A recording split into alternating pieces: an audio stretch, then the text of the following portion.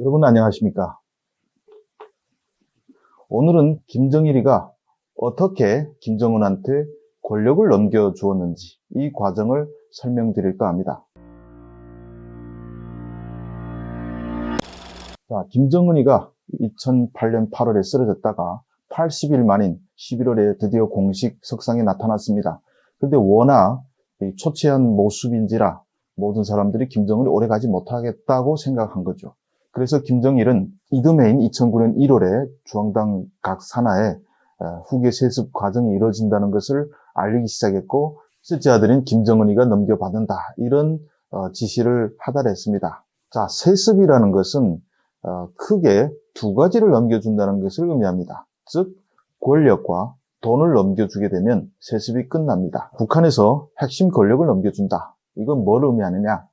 노동당을 넘겨주고, 그리고 군을 넘겨주고, 그리고 보위부를 넘겨주는 것을 의미합니다. 김정일은 이 중에서 제일 먼저 국가안전보위부를 넘겨주었습니다. 국가보위부장은 역대적으로 부장이 없습니다. 김정일이가 부장을 겸직해왔기 때문에 그냥 가서 김정은을 보위부장에 앉히면 되는 겁니다. 자, 여기서 또 재밌는 사례가 있습니다. 김정은이가 국가보위부를 딱 장악했는데 권력을 넘겨받고 최초에 한 일이 탈북자 막는 거였습니다. 돈만 주면 국경경비대 군인들이 강 넘어 탈북자들을 다 넘겨주던 그런 시대였습니다. 그래서 김정은이가 그 당시로는 아마 북한 역사상으로도 가장 파격적인 그런 정책을 내놨습니다. 국경경비대 군인들에게 탈북자가 돈을 주고 접근을 하면 돈을 받아라.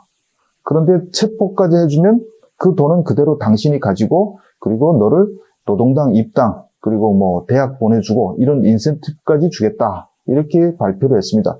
그러다 보니까 아무리 돈이 있어도 위험해서 강을 넘지는 못하는 그런 상황이 조성되게 된 겁니다. 또 한편으로 강을 넘겠다고 돈을 주고 접근하는 사람이 없어지게 되니까 서로 불신이라는 그런 고리를 만들어가지고 탈북을 완전히 차단하게 한 것입니다.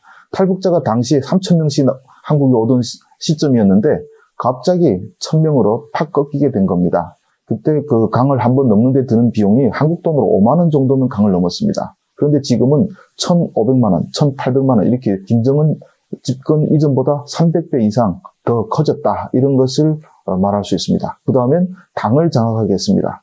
그런데 여러분, 북한이라는 체제를 보게 되면 실질적인 이인자는 쉽게 말하면 인사권이 있어야 됩니다. 그런데 그 인사권 누가 갖고 있냐? 중앙당 조직지도부가 갖고 있습니다. 조직지도부에는 4개 분과가 있습니다. 요 각 4개 파트를 담당하는 총책임자가 1부부장입니다. 자, 조직지도부는 1부부장이 오랫동안 여러 부부장들을 키워주고 자기가 물러주면 자리를 넘겨주는 이런 시스템으로 움직입니다. 그러다 보니까 아주 끈끈하고 또 충실성도 매우 높습니다. 북한에서 이 4개의 조직지도부의 1부부장 중에 가장 핵심이 바로 본부당을 장악하고 있는 조연준, 그리고 군사를 담당하고 있는 1부부장 김경옥, 이 두 사람이 실세 중에 실세라고 보시면 됩니다. 물론 지금은 조직지도부 조연준 1부부장이 이제는 나이가 많아서 물러났습니다. 그리고 군 담당은 김경옥에서 김조국으로 바뀌었습니다. 북한에서도 조국이 탑5에 드는 그런 실세인 거죠. 노동당 조직지도부는 김정일이가 오랫동안 직접 관리해왔고, 그리고 김경희도 여기에 대해 상당한 힘이 있습니다. 그래서 노동당은 김정은이가 조직지도부를 김경희의 후원하에 장악하는 그런 방식으로 점차 거머쥐게 됐습니다.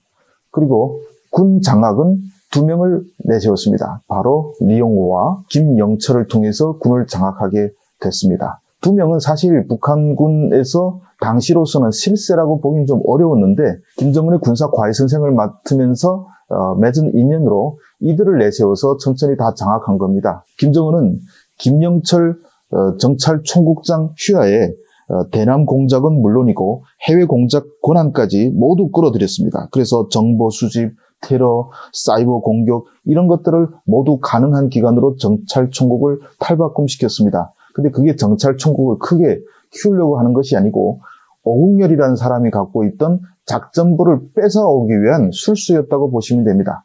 작전부가 왜 힘이 세냐면 북한의 해외 공작을 전담할 뿐 아니라, 그리고 그 마약이라든지 무기라든지 이런 판매까지 독점하고 있어서 막대한 달러를 벌어들이는 그런 조직이기도 했습니다. 그래서 김정일이가 오국열을 불러다가 국방위원회 부위원장이라는 헐 뿌린 자리에 올려 앉히고 작전부를 아예 정찰총국에 소속시킨 거죠. 자, 이렇게 작전부를 받고, 그리고 마지막에 중앙군사위원회 부위원장, 그리고 당중앙위원회 위원으로 선출했습니다. 그때가 2010년 9월 28일이었습니다.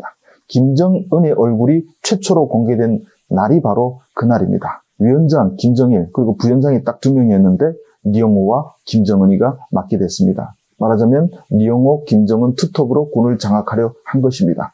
어쨌든 리용호가 숙청되기 전까지 이처럼 김정은을 도와서 군권을 넘겨주는데 절대적인 역할을 했던 사람입니다. 이런 과정을 통해서 당과 그리고 군부, 보위부를 넘겨받은 김정은은 드디어 마침내 2010년 10월 10일 노동당 창건 65주년 행사장의 모습을 드러냅니다. 이 행사는 전 세계를 향해서 김정은이가 김정일의 확실한 후계자임을 보여주는 자리이기도 했습니다. 북한이 이례적으로 외국 기자들도 80여 명을 초대했고, 그리고 중국에서도 상무위원을 비롯한 아주 고위급 대표단이 들어가서 김정은을 축하해줬습니다. 이런 과정이 없었더라면 김정일이 사망했을 때 북한은 어떤 혼란이 발생했을지 누구도 장담할 수 없었습니다. 하지만 김정일이가 후계자를 확실히 내세웠기 때문에 모든 기관들이 일사불란하게 김정은을 중심으로 돌아갈 수 있었던 것입니다. 김정은의 권력 승계 과정, 그에 대한 설명은 오늘 여기서 마치도록 하고, 다음 시간에는 김정은이 돈을 어떻게